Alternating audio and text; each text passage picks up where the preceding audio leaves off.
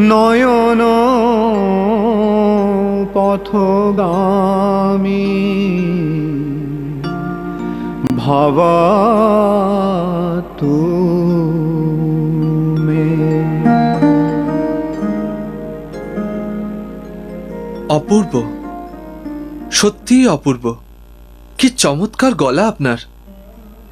তার কারণ সমগ্র জগতের সব সৌন্দর্য শ্রী জগন্নাথ দেবের থেকেই উৎসারিত।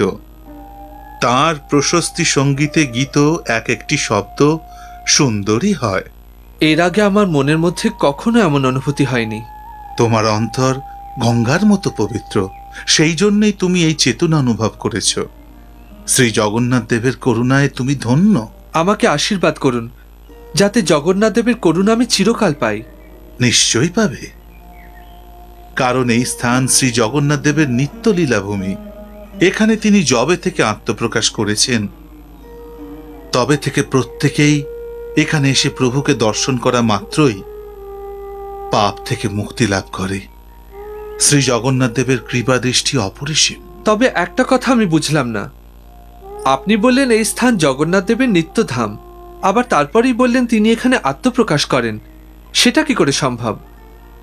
ভগবান শ্রী জগন্নাথ গোলকধামে থাকেন, কিন্তু বিভিন্ন সময় জগতের কল্যাণার্থে এই ধরাভূমিতে অবতীর্ণ হন। আর যেখানে তিনি প্রকাশিত হন সেখানে নিত্যধাম রচনা করে লীলাবিলাস করেন। সেই ধামগুলির মধ্যে এইটি অন্যতম। আমাকে যদি বলেন যে শ্রী জগন্নাথ এই ধামে কিভাবে অবতীর্ণ হয়েছিলেন। শোনো, তাহলে তোমায় বলি।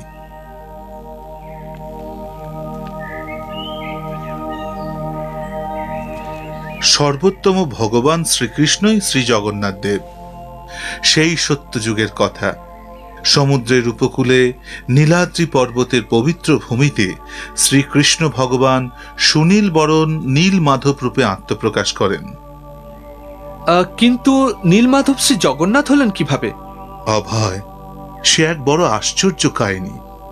সত্যযুগের কালে অবন্তী রাজ্যে ইন্দ্রদুম্ন নামে এক পরম ধার্মিক ও বীর রাজা রাজ্য শাসন করতেন। তিনি ভগবানের বাস্তব রূপ দর্শনের অভিলাষে এত উৎসুক হয়ে উঠলেন যে রাজ্য শাসনের প্রতি তার মনই রইল না। কিছুকাল যাবৎ এই রাজ্যপাট, এত সুখ সমৃদ্ধি, সবকিছুর প্রতি আমি অনাসক্ত।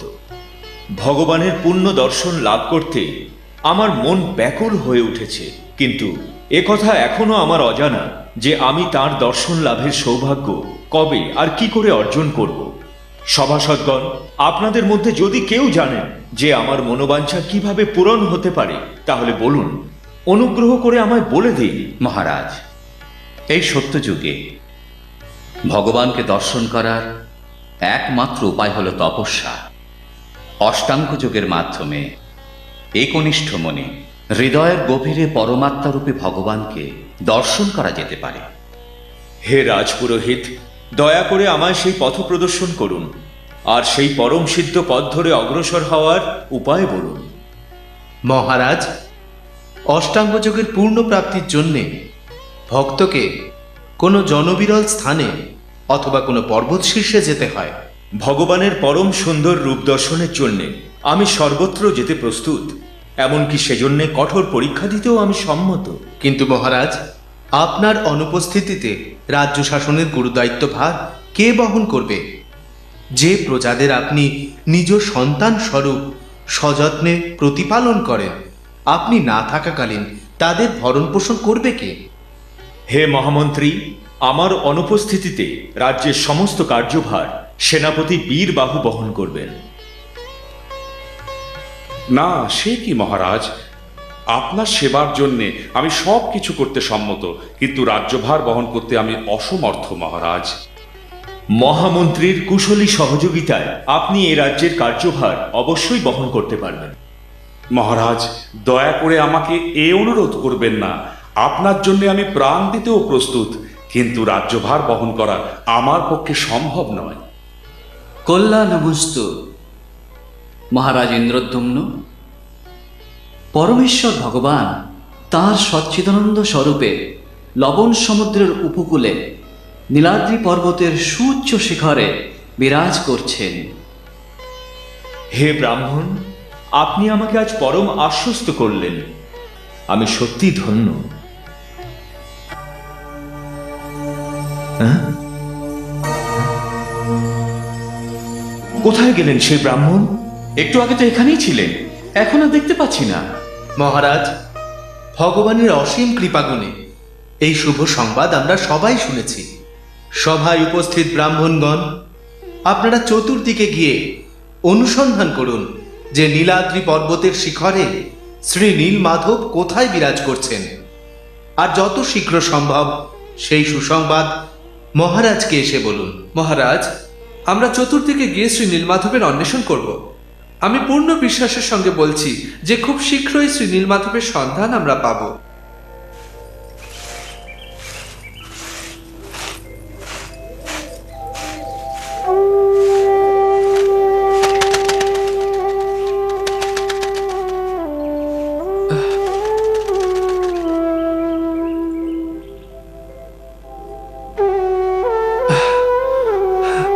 না বলে প্রবেশ করার জন্য দুঃখিত। আমি অবন্তিপুরবাসী, আমার নাম বিদ্যাপতি। পথভ্রমণ করে আমি ক্লান্ত, বড় পিপাসা পেয়েছে। আমায় একটু জল দেবে? ক্ষমা করবেন, আমি একজন শবরী। আপনার মতো উচ্চবর্ণের ব্রাহ্মণকে জলদান করার অধিকার আমার নেই। কিন্তু শবরকুলে জন্মগ্রহণ করলেও তোমাকে অত্যন্ত সরল আর নিষ্পাপ মনে হচ্ছে। দয়া করে আমায় জল দাও।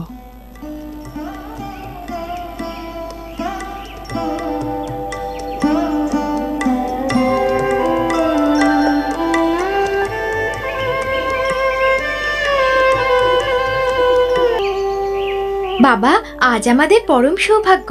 আজ আমাদের গৃহে অবন্তিপুর থেকে এই ব্রাহ্মণ এসেছেন। আজ আমার সত্যিই পরম সৌভাগ্য। আপনার মতো উচ্চবর্ণীয় ব্রাহ্মণ আমার গৃহে আতিথেয়তা গ্রহণ করেছেন। আমি পথভ্রমণে ক্লান্ত হয়ে এখানে এসেছিলাম। আপনার কন্যা পরম যত্ন সহকারে আমার সেবা করেছে। আপনাদের দুজনের কাছে আমি ঋণী। এবার আমায় যাবার অনুমতি দিন। আমাদের অনুরোধ যে গন্তব্যপথে যাত্রা করার আগে আপনি যদি দিন কয়েকের জন্যে আমাদের আতিথ্য গ্রহণ করেন। শবররাজ বিশ্ব বসু বিদ্যাপতিকে দেখে তার গুণমুগ্ধ হয়ে গেলেন, আর তার একমাত্র কন্যা ললিতার সঙ্গে বিদ্যাপতির বিয়ে দিলেন। কিন্তু বিদ্যাপতি এটা লক্ষ্য করলেন যে বিশ্ব বসু রোজ রাতে গৃহের বাইরে কোথাও চলে যান। একদিন এ বিষয়ে তিনি তাঁর স্ত্রী ললিতাকে জিজ্ঞাসা করলেন। আচ্ছা, তোমার বাবা রোজ গভীর রাতে কোথায় যান? আর যখন ভোরবেলায় উনি ফিরে আসেন তখন ওর গা থেকে এত মধুর সুগন্ধ ভেসে আসে যা আমি কখনো রাজার উদ্যানও পাইনি। আমার বাবা শ্রী নীলমাধব দেবের আরাধনা করতে যান। সেখানে অনেক সময় স্বর্গের দেবদেবীরাও অবতীর্ণ হন।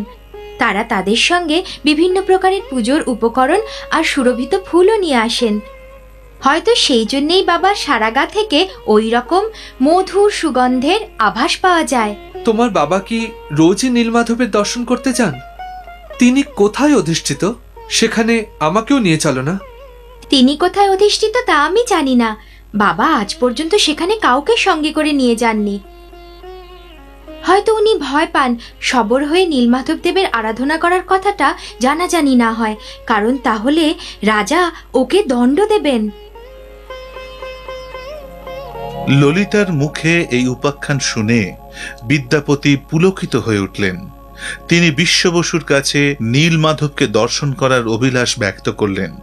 অত্যন্ত অনিচ্ছা সত্ত্বেও বিশ্ব বসু ললিতার উপরোধে তাতে সম্মত হলেন, কিন্তু একটি শর্ত রাখলেন যে বিদ্যাপতি দর্শনের স্থানে দু চোখে কাপড় বাঁধা অবস্থাতেই যেতে পারবেন। বিদ্যাপতি শ্বশুরের এই প্রস্তাবে রাজি হলেন, কিন্তু বিশ্ব বসুর চোখ এড়িয়ে তিনি কিছু সর্ষের দানা নিজের কাছে রেখে দিলেন। সেগুলি নীলাদ্রি পর্বতে যাবার সময় সারা পথে ছড়িয়ে দিয়ে গেলেন। তার অভিপ্রায় ছিল যে ওই দানাগুলি ভবিষ্যতে সেই স্থানে পৌঁছানোর জন্যে তার পথপ্রদর্শক রূপে কাজে দেবে।